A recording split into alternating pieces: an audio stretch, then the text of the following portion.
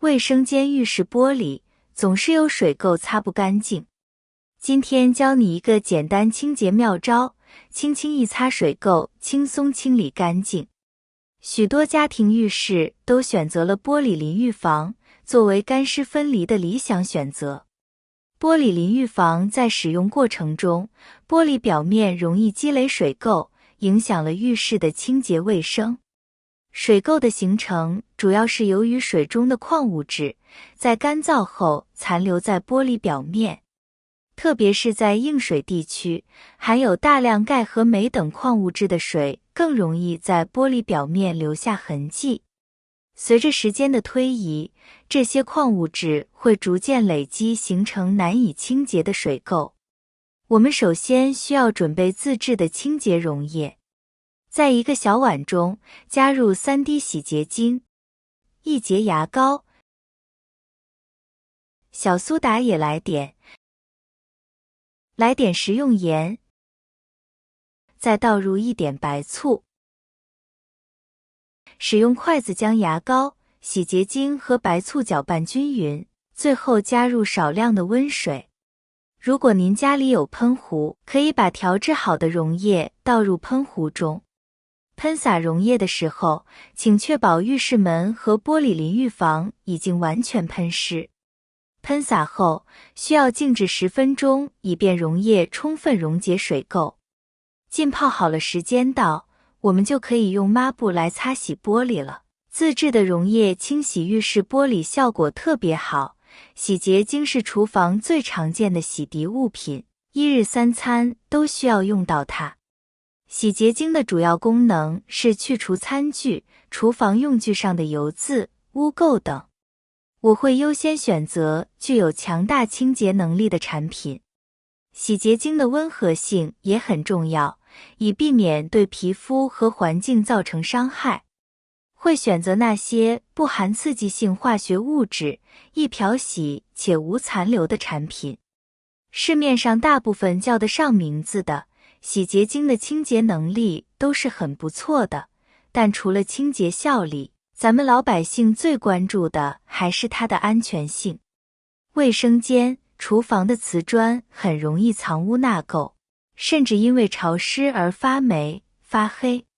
我们可以直接用洗洁精涂抹在瓷砖表面。食盐，这个看似普通的调味品，在我们的日常生活中却拥有许多实用的小技巧。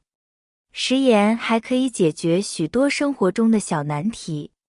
当衣物不小心沾染上油渍时，我们可以尝试在油渍处撒上一些食盐，接着挤上少许洗洁精，用力搓洗后冲洗，衣物便能恢复干净。这是因为食盐具有吸附油污的作用，能够有效去除衣物上的油渍。盐为什么会有清洁的作用？因为盐是一种呈现棱角的晶体，擦拭时晶体棱角产生摩擦，从而起到消除污垢的作用。颗粒状的盐带有研磨效果，可去掉污垢，加上它本身是食品，安全性高，不会有腐蚀物品的问题。盐可磨除墙壁表面轻微的霉斑，但若是霉菌根已深入里层，属于较严重的霉斑，就无法借由研磨方式去掉了。牙膏含有表面活性剂，能有效去除牙齿表面的食物残渣和细菌，保持口腔清洁。牙膏中的氟化物成分可以增强牙齿的抗酸能力，预防蛀牙和牙釉质损伤。牙膏中的薄荷等成分具有清新口气的作用，有助于改善口腔异味。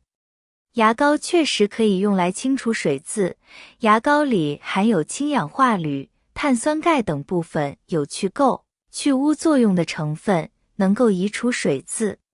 牙膏含有的去垢和清洁功效，确实可以用来清洁一部分水渍，比如水龙头上的水垢、划痕、油漆斑点等。此外，一些细小的污渍也可以使用牙膏来处理，例如鞋子上的污渍、家具上的划痕等。对于较难清除的水渍，比如长时间在衣服上的咖啡、茶渍或者大范围的水渍，牙膏的效果可能并不太理想。白醋是颜色为白色的醋，是用糯米纯酿，然后经过详细酿造而成的。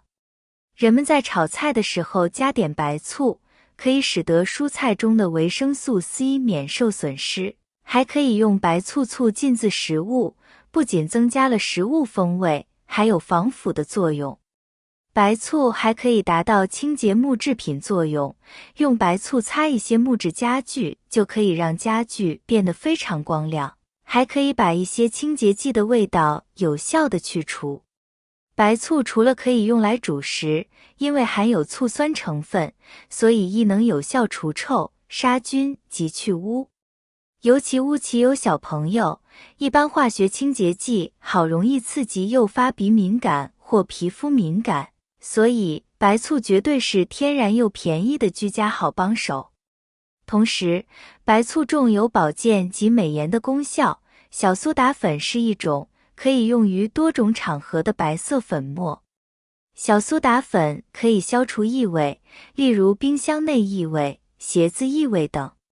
它还可以去掉厨房、卫生间、垃圾桶等地方的臭味。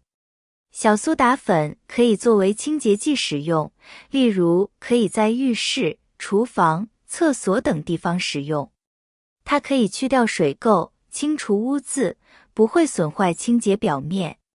小苏打粉可以软化水质，让水质变得更加柔软，并且易于处理。这对于使用肥皂或者清洁剂的时候非常有用。小苏打具有极强的清洁效果，能有效去除衣物上的污渍。无论是对于衣物表面常见的油脂、污渍，还是难以清除的汗渍，小苏打都能发挥出色的清洁作用。小苏打与洗涤剂结合使用时，可以产生更多的泡沫，从而增强洗涤剂的清洁能力。用这款溶液擦拭玻璃门下的门框。浴室环境相对潮湿，如果这些隐蔽部位没有清洁干净，很容易滋生细菌。需要确保这些区域也擦拭得干净如初。经过一段时间的擦拭后，边边角角处变得非常洁净。我们应定期对浴室进行深度清洁，以保持其整洁和卫生。全部擦拭干净后，我们打开淋浴喷头，用清水冲洗一下，这样就可以冲洗掉上面的污渍残留。经过这样的清洁步骤后，整个浴室的环境将变得非常整洁。这个清洁方法的效果相当明显，如果你家浴室的玻璃上也存在水垢，可以尝试使用这种方法。需要指出的是，该方法并不仅适用于玻璃、镜子和窗户等光滑表面，同样可以使用。用我们自己制作的溶液洗的浴室玻璃门真的很干净，调配的这几种配料都是具有非常好的清洁作用的。朋友们可以试试哦，效果很棒的。好了，朋友们，今天的事情就分享到这里了啦，感谢大家的支持和鼓励，我们明天视频再见。